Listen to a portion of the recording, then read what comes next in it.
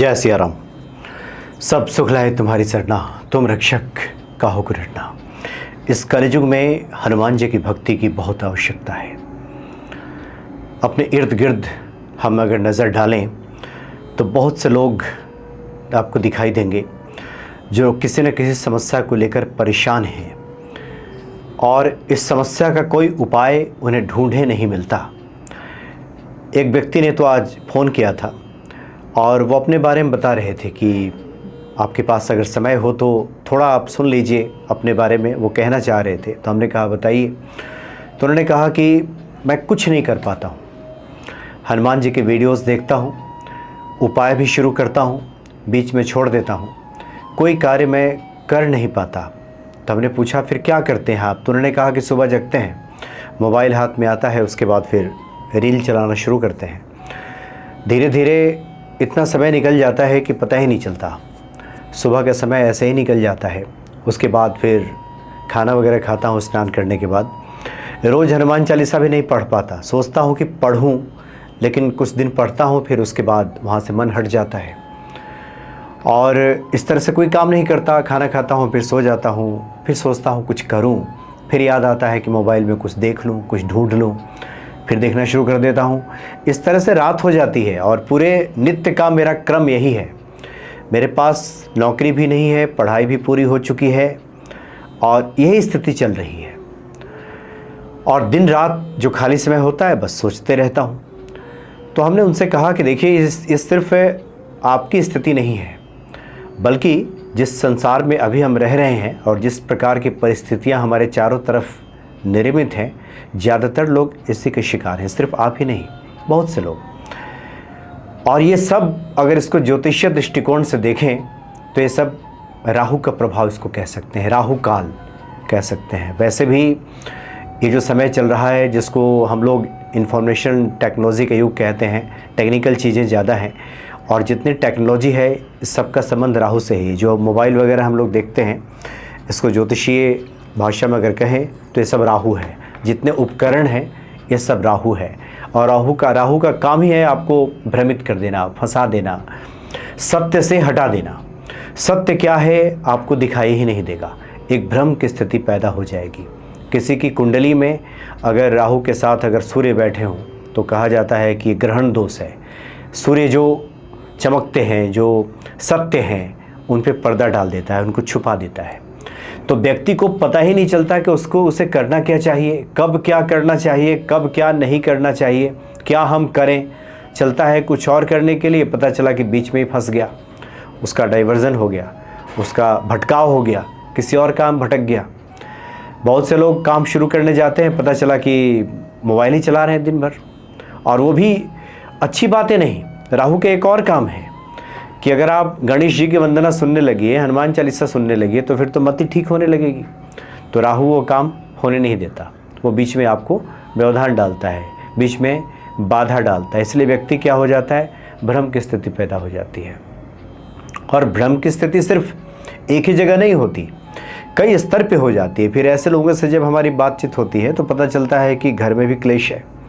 अगर व्यक्ति शादीशुदा है तो पत्नी से नहीं बनती, घर वालों से नहीं बनती, एक दूसरे से मन मुटाव की स्थिति, तो रिश्ते भी खराब कर देता है राहु। क्योंकि भ्रम की स्थिति जब वो लाएगा तो सत्य छुपेगा, सच्चाई पे पर्दा पड़ जाएगा, तो व्यक्ति वैसे ही खराब रिश्तों का शिकार हो जाएगा। अनिर्णय तो लेगा नहीं, समझ की उसकी बिल्कुल कमी हो जाती है। तो किसी भी व्यक्ति के भीतर अगर अचानक बेचैनी आ रही हो, अचानक बिना कारण ही बेचैनी मन में अगर हो, मानसिक तनाव व डर की स्थिति हमेशा बनी रहती है, भ्रम, असमंजस, अचानक लगता है कि जीवन में कुछ घटित हो जाएगा, कुछ बदल जाएगा, महत्वाकांक्षा बहुत ज़्यादा हो, व्यक्ति कुछ करता ना हो और महत्वाकांक्षा है कि वो जीने ना देती हो, वो चाहता हो दुनिया के सबसे ऊंची पद प्रतिष्ठा, धन दौलत चाहता हो, लेकिन करना भी कुछ ना चाहता हो, करने का ही कुछ मन ना करे, मोह और आकर्षण में दिखाई दे, अचानक किसी के प्रति आकर्षित महसूस करने लगे, कोई कारण नहीं, और इतना आकर्षण कि उस आकर्षण की वजह से ही उसका जीना मुहाल हो जाए, तब समझिए कि पूरी तरह से आप राहु के चपेटे में हैं, ज्योतिषीय दृष्टिकोण से अगर देखा जाए तो। क्योंकि राहु जो है वो छाया ग्रह है, छाया है एक, वो आपको भीतर एक इल्यूज़न क्रिएट करता है, हमेशा आपको भ्रमित करता है, सत्य आपको देखने नहीं देता, बिना स्पष्ट कारण मन में बेचैनी लाने लगता है, कोई कारण नहीं है और बेचैनी है कि ख़त्म नहीं हो रही है। निर्णय भ्रम, जैसा कि हमने कहा कि वो व्यक्ति ले ही नहीं पाता है क्या उसे करना चाहिए क्या नहीं करना चाहिए, ना वो ठीक से पाठ करता है, ना पूजा करता है, ना कर्म करता है, और हमेशा पूरा उसका जो समय है एक भ्रमित अवस्था में व्यतीत हो जाता है। और इस परिस्थिति से निकलने का एकमात्र जो उपाय है वो हनुमान जी की शरणागति है, गणेश जी की स्तुति है। गणेश जी की स्तुति से भी इस प्रकार की जो स्थिति रहती है उससे व्यक्ति बाहर निकलने लगता है। और हनुमान जी संकट मोचन है।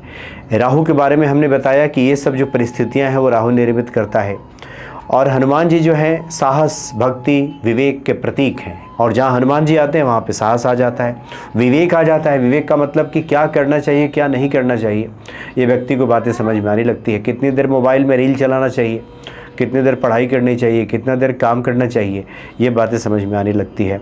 व्यक्ति का कॉन्फिडेंस बढ़ने लगता है, चूँकि हनुमान जी इसके प्रतीक हैं। तो हनुमान जी जब उपस्थित हो जाते हैं तो वो चीज़ें स्वतः हटने लगती हैं, और ये तत्व व्यक्ति के सामने आकर के उपस्थित हो जाता है, साहस आ जाएगा, विवेक बुद्धि उसकी जागृत हो जाती है। विवेक बुद्धि का मतलब ही है कि वो समझ सके कि उसके लिए क्या करनी है, उसे क्या करना चाहिए, कितना करना चाहिए, वो ये सब करना शुरू कर देता है, और उसके बाद फिर उसके जीवन में बदलाव आने शुरू हो जाते हैं। तो इस प्रकार की स्थिति, बहुत से लोग फ़ोन करते हैं और बताते हैं कि ये मेरी स्थिति है, अब बताइए हम इसमें क्या करें। हनुमान चालीसा भी पढ़ते हैं हम, लेकिन बहुत दिन पढ़ नहीं पाते, छोड़ देते हैं बीच में, फिर क्या करना चाहिए हमें। तो एक तो इसमें बताया जाता है कि किसी संत महात्मा द्वारा, आचार्य द्वारा बहुत सारे जो उपाय तो बताए ही जाते हैं, जैसे हनुमान यंत्र हो गया, हनुमान जी की रक्षा पोटली हो गई, इत्र हो गया, इस तरह के तैयार किए जाते हैं।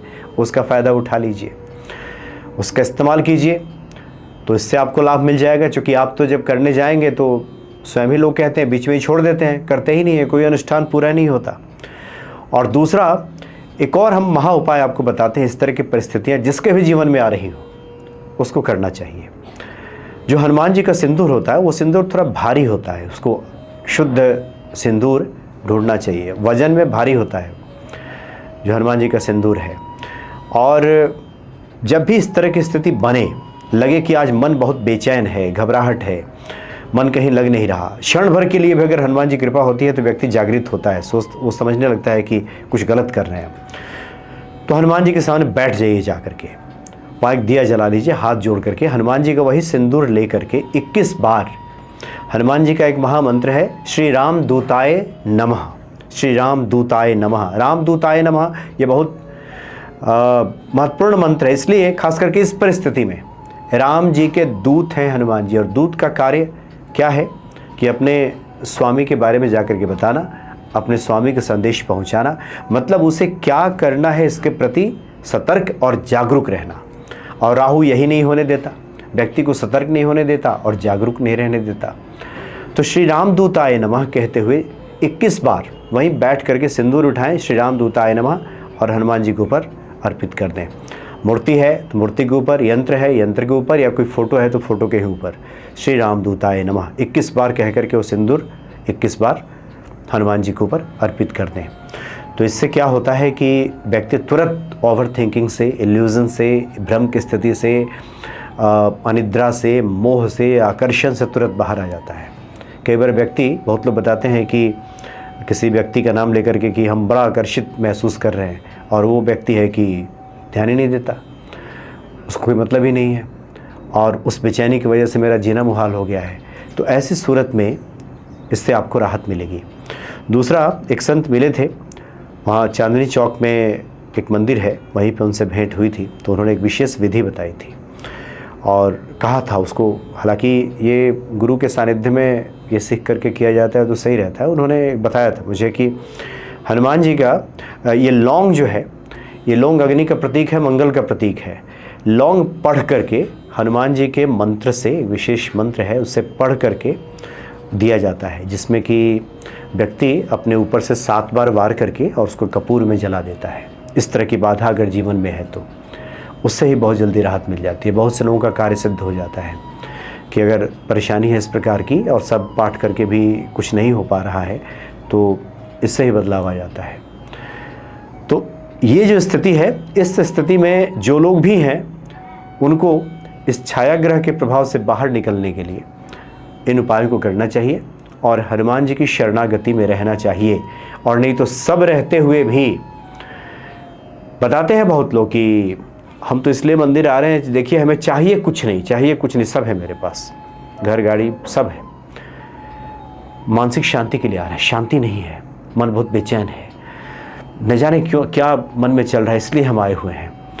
तो ऐसे लोगों को तो एकदम निश्चित तौर पे करना चाहिए। तो हनुमान जी सिर्फ भौतिक वस्तुएं ही प्रदान नहीं करते, हनुमान जी की कृपा सिर्फ भौतिक वस्तुओं में नहीं ढूंढनी चाहिए, बल्कि ये सूक्ष्म सूक्ष्म जो बातें हैं यहाँ भी हनुमान जी कृपा दिखाई देती है।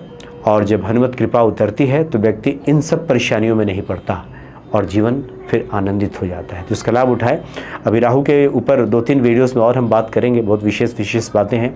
और ये सब बातें इसलिए हम बता रहे हैं कि बहुत सारे जो आजकल कॉल्स आ रहे हैं, जो लोगों से बातें हो रही हैं, तो लगभग यही परिस्थितियाँ दिखाई देती हैं। तो इसलिए हम 2-3 वीडियोस में और इस विषय पे बात करेंगे। हनुमान जी की प्रेरणा रही तो जिस प्रकार से आप करें, निश्चित तौर पे हनुमान जी कृपा करेंगे। जय सिया राम।